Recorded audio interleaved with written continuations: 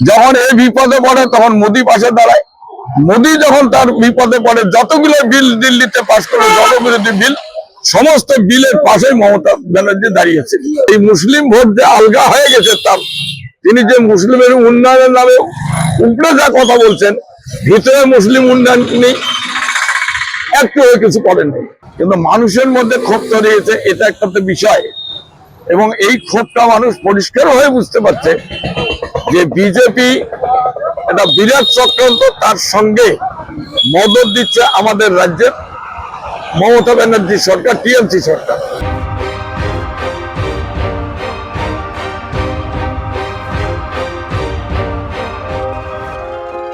নমস্কার, পিপলস রিপোর্টারে আপনাদের স্বাগত। আমরা এই মুহূর্তে দাঁড়িয়ে আছি নাকাবাড়ি কেন্দ্রের কেউচড়াই মোড়ে, কেউচড়াই বাজারে। আমাদের সঙ্গে আছে এই কেন্দ্রের দুবারের প্রাক্তন সিপিআইএম বিধায়ক শমশের আলী। শমশেরদা, পিপলস রিপোর্টারে আপনাকে স্বাগত। হ্যাঁ, আমিও অভিনন্দন জানাচ্ছি আপনাদের এই প্রোগ্রামে কর্মসূচি অংশগ্রহণ করাতে। শমশেরদা, আপনি তো এই কেন্দ্রেরই বাসিন্দা এবং দীর্ঘদিনের এই কেন্দ্র আপনি নারীর মতো চেনেন, হাতে তালুর মতো চেনেন। এই মুহূর্তে দাঁড়িয়ে এসআইআর এর পরবর্তী যে সময়, এই সময় সারা পশ্চিমবঙ্গে যেমন একটা প্রভাব পড়েছে, এখানেও বোধহয় 22,000 মতো বোধহয় নামের একটা ডিলিশন বা আন্ডার এডুকেশন আছে। এই নিয়ে কি বলবেন? এটা মানুষ কি বলছে? মানুষের মধ্যে একটা তাপ উত্তাপ তৈরি হয়ে গেছে এসআইআর নিয়ে। এসআইআর এর যে ফলাফল এ পর্যন্ত বেরিয়ে আসছে, যারা নর্মালি বাদ গেছে, যাদের বলা হচ্ছে যে ডেথ, মানে ট্রান্সফার, এইসব বাদ দিয়ে আমাদের এখানে যারা 22,000 নাটাবাড়ি কেন্দ্রের মধ্যে, এই 22,000-এর বড় অংশই হলো মুসলিম। আর যারা বাদ গেছে তাদের মধ্যে গরিব, রাজবংশী, সামান্য কিছু আদিবাসী 2-4টা পরিবার, এখানে বেশি আদিবাসী পরিবার নেই। আর যেটা গেছে গরিব অংশের মধ্যে যারা পিছিয়ে পড়া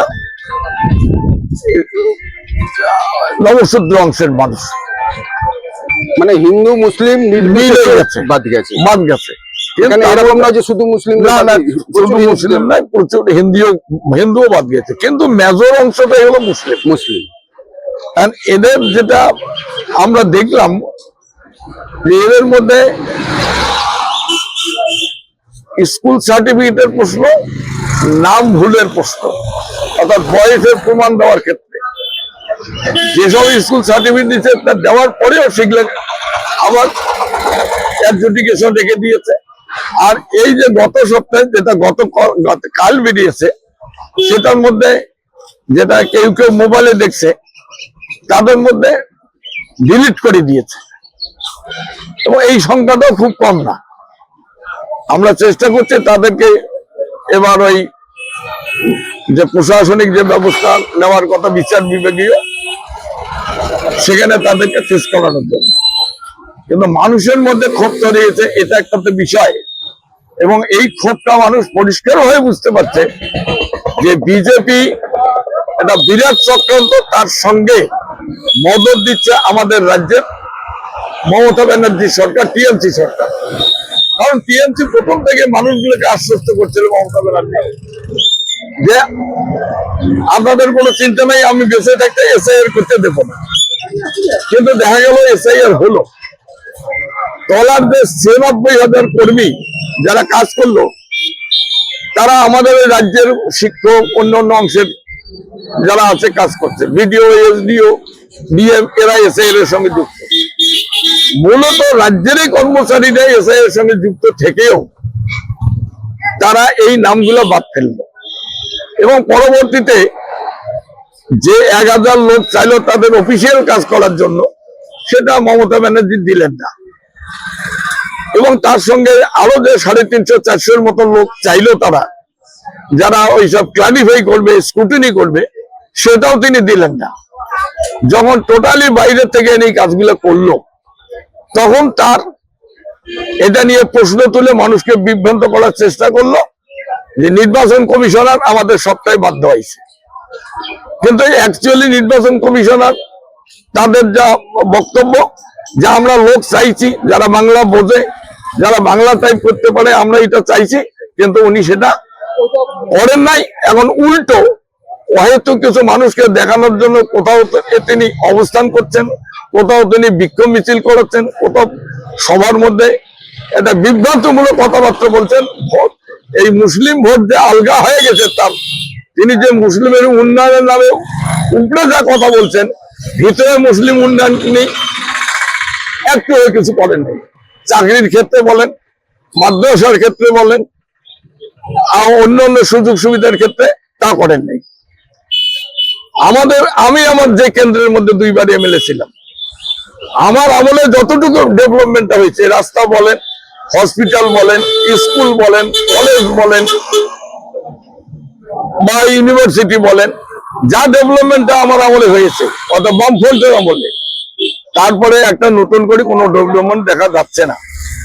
বরং যে উন্নয়নটা হয়েছে, সেই উন্নয়নের এখন আমরা দেখছি সেই উন্নয়ন এখন সেটা তাদের কর্মী হবে, কোথাও ডাক্তার, কোথাও নার্স, কোথাও মানে ওই আপনাদের কি বলে ওটাকে হেলথ অ্যাসিস্ট্যান্ট, কোথাও ব্লাড পরীক্ষা করার যে বিষয়গুলো, একটা হসপিটালও নাই। এই যে আমার দেওসরের বন্দরে একটা হসপিটাল ছিল, সেখানে কংগ্রেস আমলেই হসপিটালটা তৈরি হয়েছিল, কিন্তু আমরা আসার পরে সেখানে ডাক্তার, 10 জন পার্মানেন্ট নার্স, 10 জন ডি গ্রুপ, হেলথ অ্যাসিস্ট্যান্ট, তারপরে যারা স্টুলে ব্লাড টেস্ট করতো তাদের, এমনকি এখানে আমাদের প্রসূতি মায়েদের এখানে প্রসব করা হয়তো, ডায়রিয়া ইত্যাদি 10টা বেডও খোলানো হয়েছিল। এইভাবে এই শুধু এই হসপিটালে না, যত প্রাইমারি হেলথ সেন্টার ছিল সেটা হয়েছে, আজকে সেটা শ্মশানে পরিণত হয়েছে। একটা হাই স্কুল, হায়ার সেকেন্ডারি আমরা করছিলাম, যেখানে 45 জন শিক্ষক ছিল, এখানে 14-15 জন শিক্ষক। আর যেটা প্রাইমারি স্কুল ছিল, আমি যে একটা প্রাইমারি স্কুলে হেডমাস্টার ছিলাম, সেখানে 650 ছাত্র ছিল, 17 জন শিক্ষক ছিল, এখন 3 জন শিক্ষক, ছাত্র নাই। আর সমস্ত ছাত্রছাত্রী চলে যাচ্ছে এখন আপনার প্রাইভেট স্কুলে, প্রাইভেট স্কুলে, এইসব স্কুলে চলে যাচ্ছে। সব দিক থেকেই পরিস্থিতি খারাপ, রাস্তাঘাট ভয়ঙ্কর খারাপ, রাস্তাঘাটের কোনো ডেভেলপমেন্ট হয় নাই।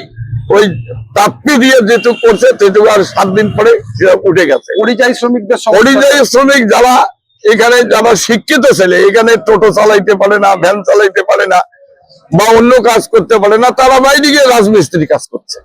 লজ্জায় হায়দ্রাবাদে গেছে, রাজস্থানে গেছে, হরিয়ানায় গেছে, দিল্লিতে গেছে, কেরলায়, বেশিরভাগ আমাদের এখানকার লোকেরা কেরলে গেছে। এরা ওই ইলেকশনের সময় হয়তো আসবে, আমাদের সঙ্গে যোগাযোগ হচ্ছে, এটা একটা বিষয়। আর কৃষিতে এই যে আলু চাষি বর্তমান এত বিপদগ্রস্ত, সেই আলু চাষিরা আলু রাখার জায়গা পাচ্ছে না, আলু খেতে বসে গেছে। আমি কালকে নাটাবাড়ির অঞ্চলটা, 2টা অঞ্চল ঘুরছি, চিলাখানা অঞ্চল ঘুরছি, তাতে দেখছি কারা 18 বিঘা আলু, 2 বিঘা 3 বিঘা তুলছে, বাকি আলু ওখানে খেতে পচে গেছে, ছেড়ে দিয়ে আসছে। যা তুলতে গিয়ে যা খরচ, সেই খরচে আলু চাষটাই উঠবে না। আমাদের প্রধান একটা পাট চাষ, সেটার দামের অভাবে পাট চাষ প্রায় বন্ধ হয়ে গেছে। এবার এই যে সামনে যে মানে বড় চাষটা করছে, সেটা আকাশের উপরে নির্ভর করছে। এখানে ইলেকট্রিক সেচ, বড় ধরনের সেচ, কোনো ধরনের কিছু নেই, এটাও আকাশের উপরে নির্ভর করছে। কাজে তাছাড়া এখানকার সমস্যা হলো সন্ত্রাস। এখানে যারা মুখ খুলবে তাদের বাড়িতে আক্রমণ হবে। এখানে ওরা একটা কথা বলছে যে আমরা ঘরের টাকা দিচ্ছি, আমরা দিচ্ছি, মানে লক্ষ্মীর ভান্ডার দিচ্ছি, বেকার ভাতা দিচ্ছি, এইসব কথা বলেই মানুষকে বিভ্রান্ত করার চেষ্টা করছে। আমরা পাশাপাশি আমাদের কথা যে ওই টাকা পয়সা যে কোনো সরকার আসুক, একবার গভর্নমেন্টের স্কিম কোনোদিন বন্ধ হয় না, বরং তারা বাড়াইতে পারে। ওরা 1,500 দিচ্ছে, অন্য গভর্নমেন্ট আসলে সেখানে 5,000 হইতে পারে। কারণ তাদের ওই স্কিম গুলা ওরা যা বলতেছে বন্ধ হবে, সেটা বন্ধ হবে না। 2 নম্বর, ওরা যেটা বলার কথা চেষ্টা করছে, বিজেপি আসলে সব বন্ধ হবে। আমরা পরিষ্কার মানুষকে বলছি, বিজেপি মোদির সঙ্গে দিদির কোনো পার্থক্য নেই। যখন এই বিপদে পড়ে তখন মোদি পাশে দাঁড়ায়। মোদি যখন তার বিপদে পড়ে, যতগুলো বিল দিল্লিতে পাশ করে, জনবিরোধী বিল, সমস্ত বিলের পাশে মমতা ব্যানার্জি দাঁড়িয়েছে এবং তাকে এক্সিকিউশন করার দায়িত্ব মমতা ব্যানার্জি গ্রহণ করছে। তাহলে দিদি আর মোদির মধ্যে কোনো পার্থক্য নাই। দিদির জন্মই হলো মোদির ঘরেই, অর্থাৎ আপনাদের ওটাকে বলে RSS এর ঘরে। ওই নাগপুরে দিদির জন্ম হয়েছে, নাগপুরে সেখানে মোহন ভগবতের ওখানে ওরা ছিল, সেখানে সে দীক্ষা নিয়েছে।